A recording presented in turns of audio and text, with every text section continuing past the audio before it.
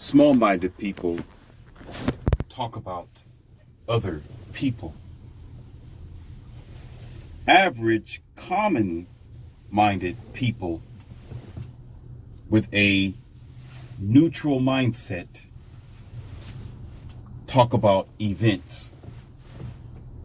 Great-minded people with a higher IQ, with higher potential, with higher expectations, talk about solutions. That has been a universal thing. That has been a constant thing. That is an always thing, and a thing that you can actually take to the bank and get something from it when you're talking or dealing with individuals in your surrounding areas. You should and will be able to evaluate what type of person that you're communicating with, or what sort of conversations that you are actually entertaining. I bring to you a very unique subject because I heard it often, and we don't seem to understand that we have the power to evaluate where we are or what we're doing and with who.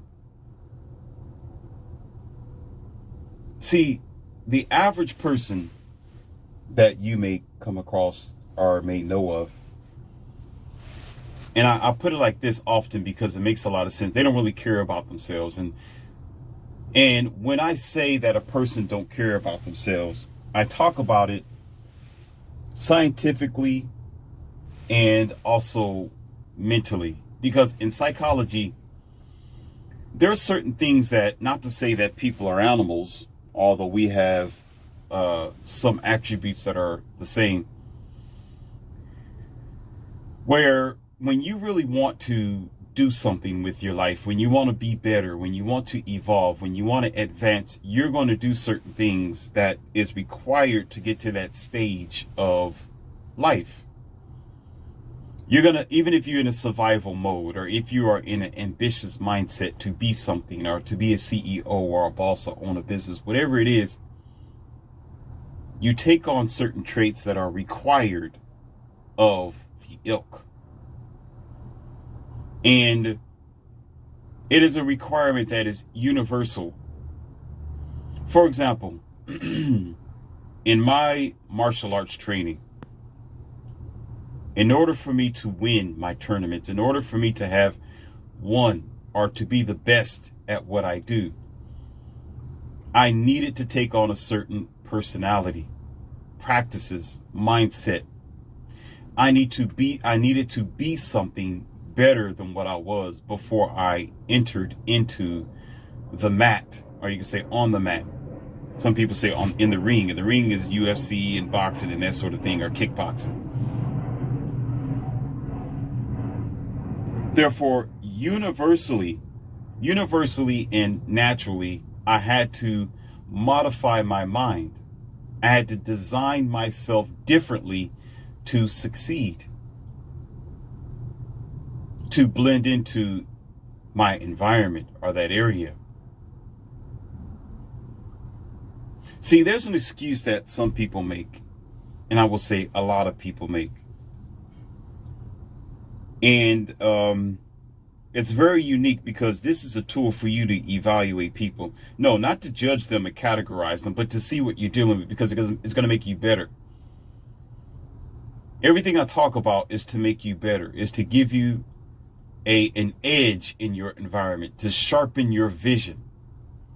That is according to my red pill. My red pill is to sharpen your vision, to get past your deceptions and see what other people do not otherwise see.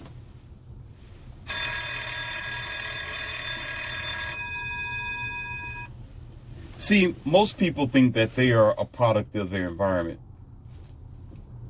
They think their environment dictates their mindset and dictates who they are. And they use that as an excuse, or even during evaluation, other people will evaluate that person based on how they were raised, based on where they live at, based on their area code, their zip code, state, and city. Now, here's the thing. This is average-minded thinking. This is middle school. Let's just say there's grade school, middle school, and high school. This is middle school. This is middle school thinking right here, because it does make sense. It do, and it affects, you could say, the majority of people, but it doesn't affect the 1%. It doesn't affect the superior minds. It doesn't affect those who are at the graduate level. See, when you say you're a product of your environment, that's a damn excuse. That's an excuse. Because it only shows how low of an IQ that this individual person is. Yeah, I can say that. You'll say, well, how is this possible, Morpheus? How is that person supposed to know there's something greater or bigger than whatever town and city that they live in? All right, well, we're going to go ahead and talk about it then. And everyone's a little different, but let me give you a scenario about myself. Get these microphones adjusted here. They kind of loose on the pole. Trying to tighten them up. They keep sliding down, so I'm trying to tighten them up as I'm speaking to you. When I was a kid, I was let's see how old I was. I was at the ages of 8 and 9 years old. I'll never forget that I lived in a house with my parents where there were windows that were facing the highway, the overbridge and overpasses. And my favorite activities when I was a kid was to play with my Tonka toys, my race cars, my G.I. Joes, my puzzles and my Legos on this windowsill. And while the rest of my other brothers and our sister was around the house doing other things and playing outside or running around the house or something like that, I was the only one that actually sat down all by myself in front of this window sill. And my instincts was there. My mindset was there. My perspectives was there. I didn't want to be anywhere else. And I had a hard time figuring out why I enjoyed this spot. I enjoyed the spot. I'd put down a carpet right there in front of the windowsill and roll up anything that was comfortable for my knees, and I would stay right there in that windowsill and play. And of course, as I got older, I'm able to explain it to you today as to why, and I'm going to do just that. See, there was something I was looking at through the window that was comforting to me. I seen trees outside. I seen people driving past every so often, and I see the fascination of a huge diesel truck. And what really got me the most was the highway. On the highway, there's plenty of cars driving fast. They're just driving fast and going to their normal destinations. I knew that there was something else out there in the world as an 8 and 9-year-old boy. See, regardless of what the rest of my family was doing, I knew that there was something bigger than myself. I knew that there was something out there, that there was something different than what I know. Whatever have gone on in my house, I knew that all these people that were driving past live a different life. They were going somewhere else. That this highway is going to get me from where I am right now to other destinations around the world. And I would also tether in the lessons of my school when they showed us the map, and you have this globe that you can spin with your bare hands. I knew the world was big. It was a huge place.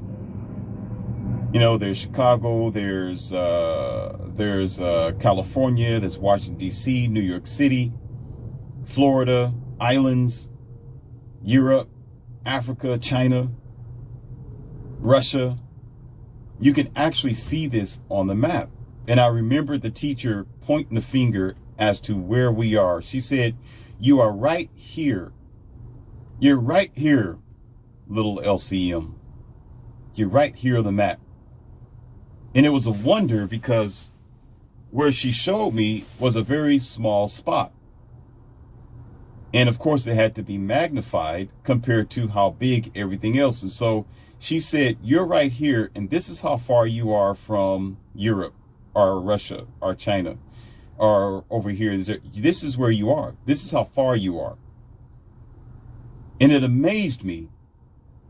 And of course, as you know, that there's different cultures, there's different ways of life, there's just different things going on in different places, and the news would tell you that. Even as a kid, there's a flood going on somewhere, or there's some sort of issue with the government in another country or another state. Certain catastrophes that you witness, and I took that in, meaning IQ level. IQ level calculated the information that I was receiving and put it together mathematically, according to the algorithm and according to the logistics. And so I was never stupid enough to say, I know everything that I need to know where I'm standing. Not to mention one of my greatest loves, which is Asians. I don't mind admitting that. They're my number one. I enjoy them. And so as a kid, I was always fascinated with the Asian girl. That was a choice of mine, or a preference, even as a kid. And so when I discovered how far China, or you could say Asia, is from where I am or was, I realized that this is a different place, a different time, a different way of thinking, a different correlation with life. And so here's the fact, ladies and gentlemen, and not to compare anybody to me. And of course, I always throw out different preferences because I really, if you notice in my audios, I do that on purpose. I don't mind sharing that with you if you're wondering. You may hear me say one time that I love my Caucasian girls and my blondes, and I love Scarlett Johansson, in which I do. That's true. You say I enjoy my Latinas. It's true. I do. That's a fact. And now you hear me saying that I enjoy my Asians. That's true. That's a fact. I don't limit myself. I'm an abundance mindset type of guy, but it is true that they would be a part of my circle. I'm not doing that to confuse you. I'm being honest. I love them all. It's true. You say, if you had a choice to choose one, what would you choose? Well, that's for a later audio. Okay, maybe a different time. There's too much information right now. We don't need that. That's not the part of the lesson here. But here it is. I'm not comparing myself to everyone else and saying everyone else needs to think like me. No, absolutely not. What I'm sharing with you is the levels of people who you're dealing with around you, who their IQ level is very, very low, and they make excuses. They don't have the algorithms of logistics in their mind to figure things out. There's no logic there. So they make excuses and they don't want to be accountable for their actions. They'll say, well, I grew up in the hood. That's who I am. I'm a hoodling. Or I grew up in George Washington Street. That's all I know. My Caucasian brothers, I knew a few of them that they had their own preference of who they would hang out with versus culturally. They weren't biased, nor were they prejudiced. It's not about to be prejudiced. It's not about that. No, they just preferred to hang out with either their culture or their group. It wasn't because they didn't like black people or Asians or Mexicans. No, they were accustomed by their environment to only hang out with their culture or people of their color. There's no hatred involved in it. It's called preference.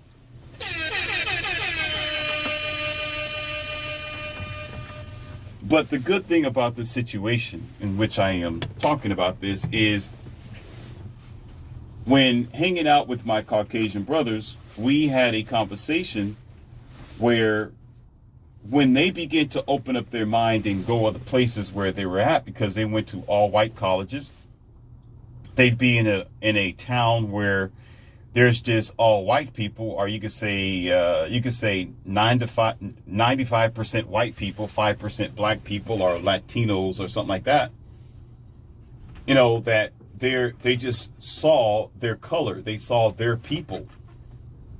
And so that's all they knew at the time. And the only thing that's put before them to describe other cultures was television, or music, or the news, or the propaganda that the media puts before you to say that a certain culture is either dangerous, either bad, either ruckish, or, well, you know, any type of thing that they can put up there to make a person's reputation, smear their reputation, smear campaign, right?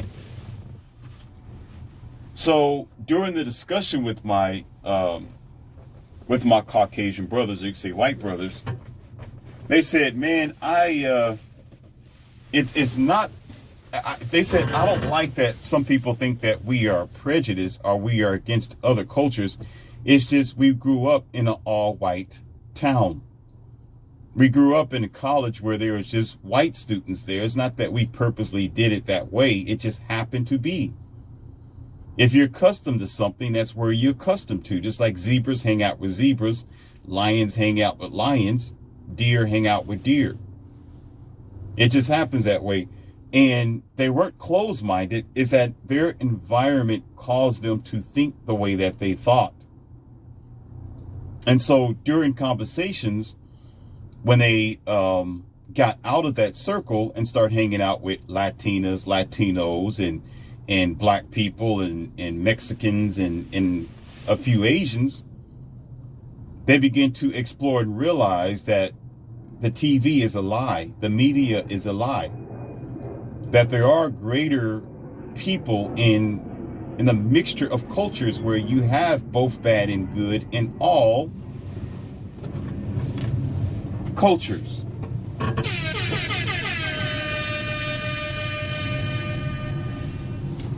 And what made this happen? What made it a very, you could say,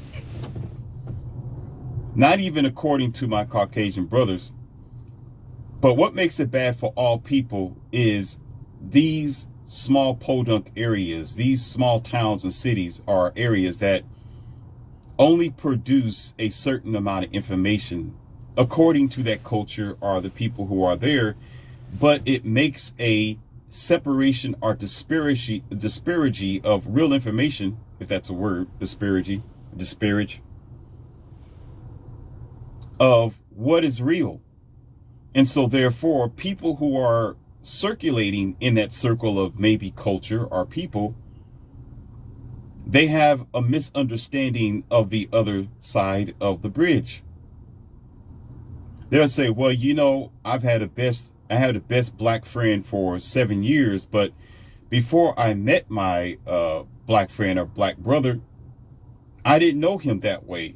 You know, I was told that they were this way and they didn't do this and they lived a certain negative lifestyle or whatever. But when I started hanging out with my black friend, none of it was true. I began to realize that this black man is no different than I am.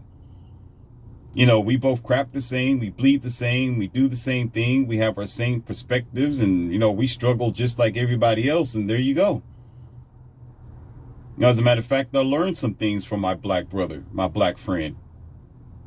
And whatever the media was saying when I was in my white groups, whatever the school was saying, according to the history, I was lied to. And this is what my Caucasian brothers said many a times. They say, well, we just didn't know. We were told something totally differently. That's no different than the Asians. That's no different than the Mexicans as well. I hear that from my Mexican brothers as well, especially the Mexican females, the Latinas. I've dated them before, and the catch is they will also have their own preference, but they have their misunderstanding as well. they too will say something about how a Caucasian will carry themselves versus a black person. And what they will always bank on, not all the time, but just these people in these particular circles. And again, they're not being prejudiced. They don't have a bias, and they're not trying to be, have a separate mindset.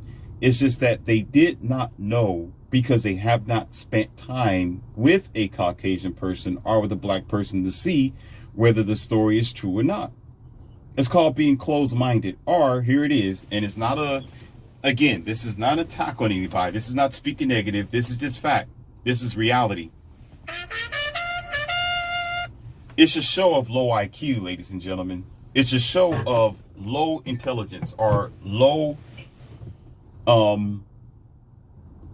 potential to grow and advance. That means being closed-minded.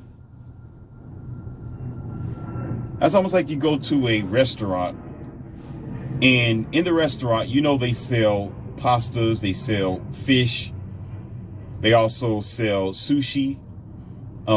They may sell, steak and eggs and burritos, and they have some cakes in the cooling area. They have little treats here and there, and struffles.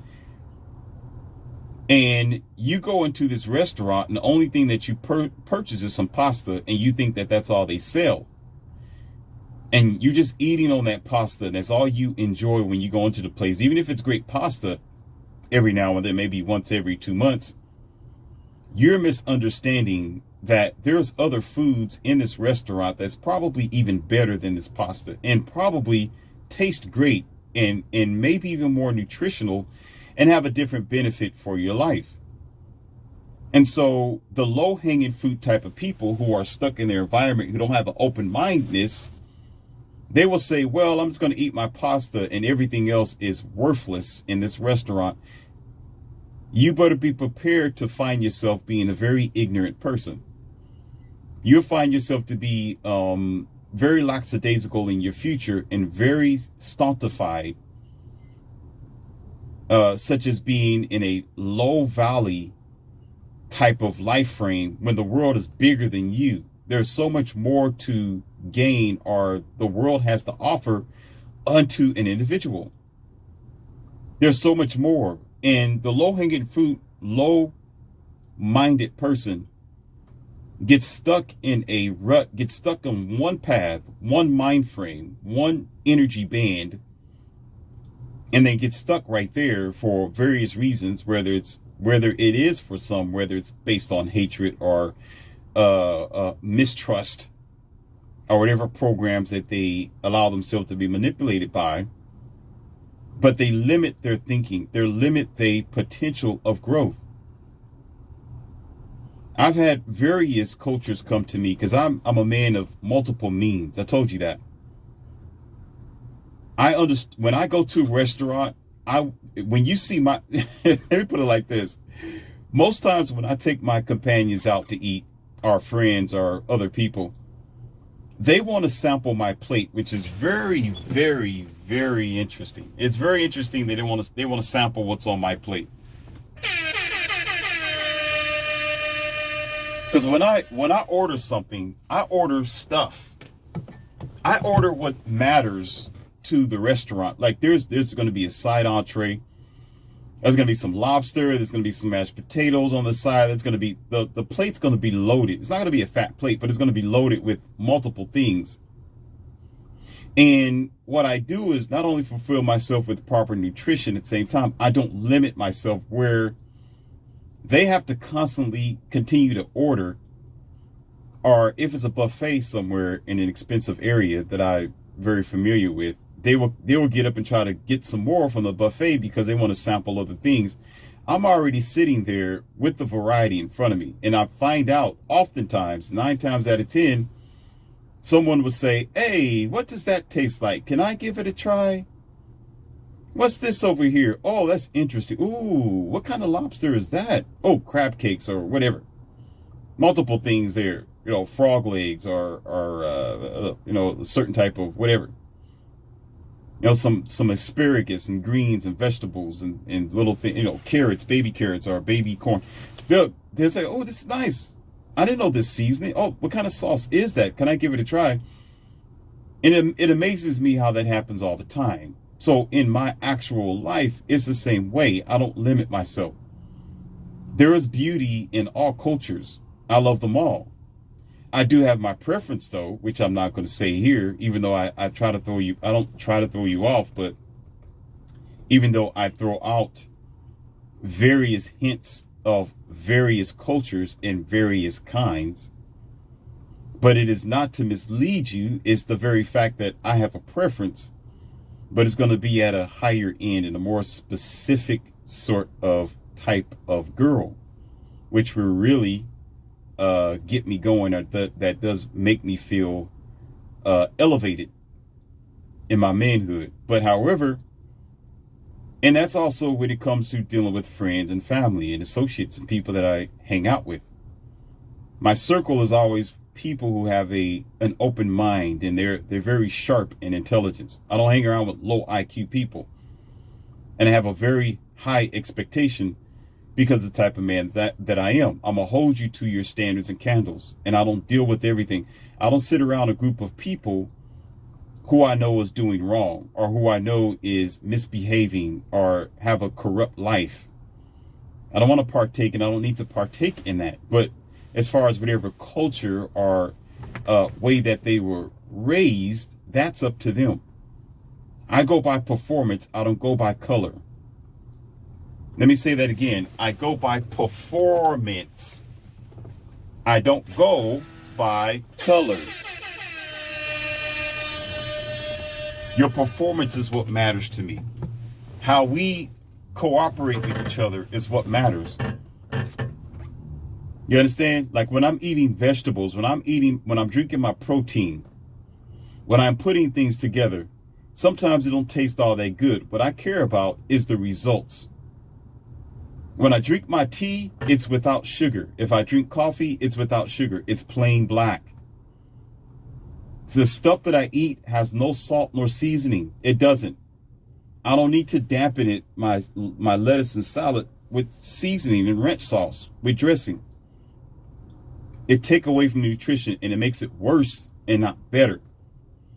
But if I'm going to add something to it, it has to be an addition. So the point of the matter is, I'm careful as to what I digest, even physically and mentally, with the people that are around me, and thus not limiting myself to one thing.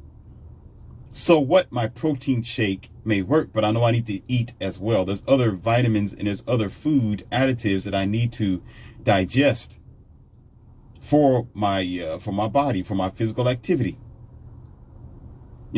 Salad and vegetables is good as well, but I need some other additions to it. It's not good enough all by itself. So let's get back to the message here, since I paved the way for you, and I made it very simple where you should be able to understand this. That's what I do as your professor here in the Academy of Wow Men. The issue is there's too many, and I will say 67%. I can actually say 67. I'm going to say 67 or more of the people who you may know of that's around you every day. Their excuse for not evolving is that they say they are products of their environment. They'll say it's because the way their mother raised them. It's because the way their city operates. It's because their town. It's because everybody dressed the same. Everybody acts a certain way. And you know this for yourself. Now, it's beautiful. You need to travel. Traveling is very essential to open up your mind. But when you travel other places, you soon realize people dress a certain way, people talk a certain way, depending on their area code. And it amazes me that these very people, and I'm not stepping on anybody's toes, don't take it wrong, it's the facts. These very people think that they're smart. They think they know something about the world. They think they're very intelligent. They actually think, they will tell you that they're well planted in life, but yet they look like everybody who's in their town and their city. Now, yes, you have to, here's the thing, adapting. There is a word called adapting, which I get it. We can talk about that, but I want to talk about it too long. You can adapt to be where you are and to survive or even to thrive. That's fine. But humans are usually social creatures. And adapting oftentimes lead an individual to losing themselves or losing their own potential to be different or to extricate themselves from the group. So they have a thing called go along to get along. And you raise kids up in that environment. You raise yourself in that environment. You do things in that environment and you begin to lose yourself. You'll say, well, this is what we do in the city of Chicago. That's what we do in the city of New York. That's how we do it over here in California. Californians, that's what we do. That's how we live. That's how we function. Right? You go down there to Florida, Floridians. Say, hey, I'm used to be, this is how we talk in Florida. This is how we socialize with each other. Trying to mold in with the, you could say, jargon. Or with the certain types of people there. And I'm going to be honest with you, I can't respect you. I can't. I'm going to respect you as a person. You have your, of course, natural human rights. And I'm going to deal with you however you deal with this, however you deal with the situation, how you produce and product yourself. That's okay. That's cool, right? But I'm not going to take you to the higher echelon to life how I know it to be. I'm not going to do it. I'm not going to expect for you to understand Morpheus. I'm not going to expect for you to be a high IQ individual. I can't. Because you lose yourself. You should always know who you are and stand on your own two footing, no matter where you are. Be different and be that individual that you say you are. Just because everybody else is doing it don't mean you should. I get sick and tired, and I really want to say something, and I can't say it on YouTube. I really want to say something because I really don't care about your feelings. I want to say something very, very bad, but I'm trying to keep from saying it. I get diarrhea really bad when I hear people say, well, that's just what we do over here. Or, yeah, I grew up over here in the Bronx. That's how we live. I was raised from the hood, so, hey, you know what, Morpheus? Deal with it. That's just what I am. And what comes afterwards when they say this is, oh, I am a boss. I'm great. I'm different. I'm not like everybody else. I'm an individual. I'm special. I'm unique. Oh, you're unique. You're unique. Okay, buddy. You're unique. Okay. I drove down the highway 2 days ago. And I passed a Ford dealership. In this Ford dealership, they were selling Ford trucks. You got the Ford F-150, you got the Ford F-250, and some 330s. I think it's 350. Not 330, 350s. And the whole truck lineup that's exactly what it was. You know, trucks of its kind and its ilk, its design. And I'm looking at it like, this is amazing. All these trucks sitting out there waiting to be brought or leased. There was nothing special there, ladies and gentlemen, or you who say, oh, yeah, I'm different, but I grew up in the Bronx. I'm different, but I grew up over here. Yeah, man. Yeah, Michigan City, that's what's up. That's where I was born and raised, Michigan City. And I'm looking at you like, dude, you're boring. What makes you, why are you proud to be cookie cutter? I mean, have your preference. It's your business. I'm not here to judge you. That's not what I do. No. When I drive past a dealership, You got a Kia dealership on your right hand side, another person selling Hondas, and you got another car dealership who's just selling Ford F-150s. It's a very dull place to be. It's very sad. Very ridiculous, actually. I don't want to be over there. I'm not interested in driving to your lot because I know what you got. You're boring. You're a cookie cutter. You are a chip off of the old block, as they used to say. There's nothing special about you. You know, you're expendable. It's almost like you have 50 sheep out there. If I lose one sheep, what's that going to mean to me? I got 49. You don't mean nothing. You're not special. You're not made of a different purpose. You're not. You're not. You're the same as everybody else. It's no different than women talking about, I'm special. Listen. I told you about this before with my 3 companions. When they said, one of them said, if we wasn't here, what would you do? And I recall telling them, I said, you're not special. Then you can go because I can replace you. Soon as you go, there's going to be another one walking in the door. You don't have to. It's 3 of you, but there's billions of women on the face of this planet.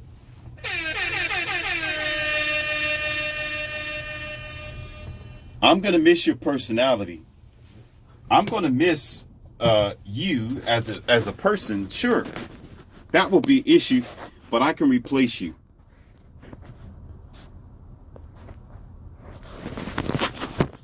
So it's no different than that Ford F-150 truck lot. What makes one Ford F-150 different than the hundreds of thousands that are out there? Nothing. Absolutely nothing. What's unique, or shall I say, if I wanted something different, me as a man of means and abundance, I'm going to go to a car lot where there's a mixture of almost everything there. There's some Porsches there. There's some Jaguars. There's some Cadillacs up in the front. There's a couple of other high-end vehicles. You know, there's some Range Rovers. There's some Chevy Silverados. There's the Dodge TRX out there, a couple of them. There's some new Corvettes sitting up in the front. I'm going to go there. That's where I'm going to go. Forget about you and your plain Jane, empty, redundant, let me stop, because my baker hat is getting ready to come on and I don't feel like cooking anything right now. I really don't. Because when I start cooking something, I'm not going to stop. I'm going to throw everything in the damn oven. Just cook it on high. Don't mess with me. I'm going to stop. So I got to be careful with this. I can't say what I want to say. Listen, I don't care about you and your car lot. Stay boring. Stay broke. Stay weak. I'm going where the variety is. I'm going to go where I want to get the bang for my money. If I have $50,000 in my pocket and I want to get a car, I'm not going to go to you unless I just want fat. Unless that's the only boring, simple, redundant, empty, direct, and plain type of thing that I require, or product that you're selling, then I might go there. Because if I want a hammer, I go get a hammer. Fine. If I want some jumper cables, I'll get it. Okay, if I know where the windows are being sold, I'll go where the windows are being sold. But if I got $50,000 and I want to purchase something for the bang for my money, and it's not going to be specifically a truck or a car, I want to go where I can choose, where there's a variety of things, where things are unique, where the dealer will come outside and say, you know, we got this Lamborghini over here, and this is the only one that we have for this month. Or they'll say something like, we only got 5 of them in stock. But of course, there's probably like 15 Porsches out there and 20 Chevy Silverados and everything else. But it's rare, right? These 5 Lamborghinis are rare. And you got 5 of them with different types of colors, and one of them have the color that I want. One of them is specifically what I like, It will reflect my personality, and I can think about that in my imaginations.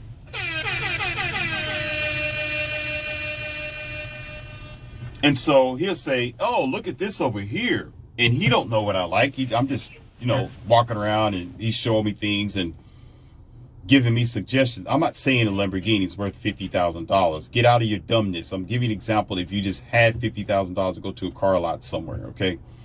I know it takes a little bit more money than that, especially wherever that you are in the world. Shut your low IQ self down.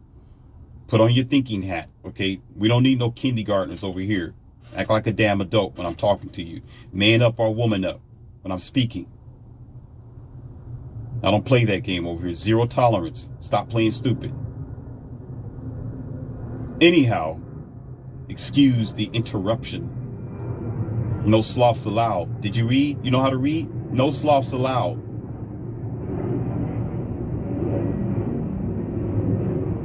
I'm going to feel a certain way if he tells me that we're getting ready to sell this Lamborghini this afternoon. This is your only chance to get it before that other guy or woman comes to grab this Lamborghini. Get it now or I won't be here. And then when I ask him, I say, hey, when are you going to get another one like this up here? And he'll say, well, the inventory is very short when it comes to them. And I don't know, sir. We get these like once every 3 months, 6 months or something like that. Or sometimes we don't get them at all. And especially in this color with these wings and these tires on it, it's unique. It's special. You may not have another opportunity to get this thing. So you have a decision to make. Either you buy it now and enjoy it, or you just let it go and you'll miss an opportunity on something that's very unique. It's very special. You can get another Lamborghini and we can probably modify it for you. We can give you that same color and maybe the wheels and tires, but this one's already put together just the way you like it, sir.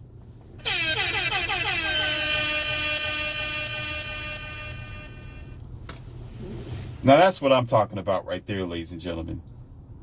That's what I'm talking about. That's real right there. That makes sense to me. Now you can tell me that you're unique and I might believe you. Your word, believe. No, I'll say accept you. I might even take you at your word. Yeah, okay. Oh, I am special. Oh, you are? Yeah, I'm special because I am this and that. I don't think like them. I walk differently. Yeah, I'm in New York. I've been living here for a long time, but guess what? I don't dress like a New York person. I dress differently. I dress like me. I got my own style. I got my own music. I got my own way. I live differently. I'm different. I'm not going to worry about how I was raised by my parents and my grandparents because I've learned as a kid to change my ways. I'm not going to cry about being a product of my environment because I'm not a product of my environment. I grew up. I matured to realize that the world is bigger than me and is bigger than where I am. So I'm not going to let it destroy me or put me down. That's mature, ladies and gentlemen. When I meet this person, all respect. All respect. Respect. The problem is a lot of the low-hanging fruit people in those areas. Now, I'm not talking about New York. I'm talking about around your world. What happened is if you don't blend in, if you don't partake in the stupidity of this one-mindedness, you start becoming ostracized. You're called weird. You're called strange. Something's wrong with you. I told you a story I got a couple of friends who don't like social media. And they're very high value men, as a matter of fact. They're very high value men. They got a lot going for them. They got a lot going. They're not interested in it. And they're not old. It's not like they're like, they're in their late 40s and their 50s, 60s. No, man. No, they're not. These are young, decent, successful men. And they've come across with, of course, my witnessing, standing there, women who when they ask them, say, hey, you got social media or, can I hook you up on Facebook and what's going on? The men will say, no, I don't have that. Here's my cell phone number. Let's talk. let's be natural. Let's be real humans here. Let's discuss things face to face. You know what the girl said? Oh, he's weird. He's strange. Something's wrong with him. He must be a dog, I can't say that word, a dog terminator, right? He must be smuggling children. Whatever it is, just really trying to shame these guys and throw them under the bus because they're natural and these girls are not natural, thinking that life is on social media, and it's not. And so what these girls said was, oh, this is awkward because listen, ladies, listen, here's the fact here. This is the Shangri-La, what they say, because everybody's doing it. Basically, we are products of our environment, or you can say the changing times, or the low-minded mindset. I expect for these guys to be the same, but because they're not the same, they're wrong. They're different, they're weird, and something's wrong with them. But these guys that I know of personally can buy these girls. They can buy these girls 3 times over their mama, their daddy, and probably even their whole house that they live in. They can buy them and change their life, but yet they want to call these men that I know of weird and awkward because they're not lining up with the program. What kind of sense does that make? And it doesn't stop there. It continues on to the variation of many things. Oh, they dress this way. Your shoes are like that. You think like that. Oh, this is kind of awkward because this person isn't a part of the group, because you stand out, because you're different. You truly do have a different perspective. You truly are a unique individual, as you're supposed to be. And when you are a unique individual, when you do stand out, people don't like that. They ostracize you because you think for yourself. And there's nothing worse in this world that is going on currently. There is worse things though, but to the low-minded person, it's always a problem when you think for yourself. It's always a problem when you have your own idea for existing in existence. So therefore, here we go again to what I said in the beginning. Low-minded, low IQ, and self-hating. I just described it to you. Self-hating people have to go along to get along because they cannot defend themselves, nor do they care about the individual that they are recently. So they have to mold into the environment because they don't have no self to mold into. They have no ground to stand on. If you don't stand for anything, you will fall for everything.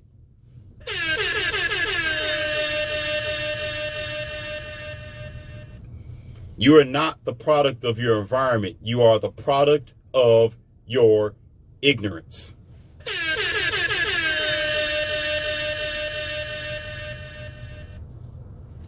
Or shall I say, they are, ladies and gentlemen. I could go on, but I'm going to go ahead and end this lesson here in the Academy of Wow Men today.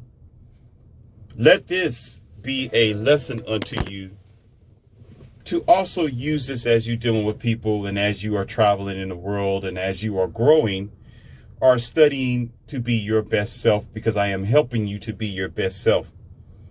Let this be tools, and let this also take you to the next evolution of your own growth, because maybe you're doing it yourself. Evaluate what you say and how you think. I promise you, you're going to see things a little bit differently. And also see the people that you are keeping around you. People do what they want to do. You're not a product of your environment. You're there because you can't depend on yourself. You're afraid to depend on yourself. You're afraid to be a real individual. So you think it's more comfortable by going along with what everybody else has to say and do. That doesn't make you an individual. It makes you a sheep, a follower. You're not a trendsetter. You're a trend follower. That's what you are, or that particular person. Therefore, you don't, it's not the culture. It's not about color. No, you separate yourself from low-hanging fruit. That's what you do.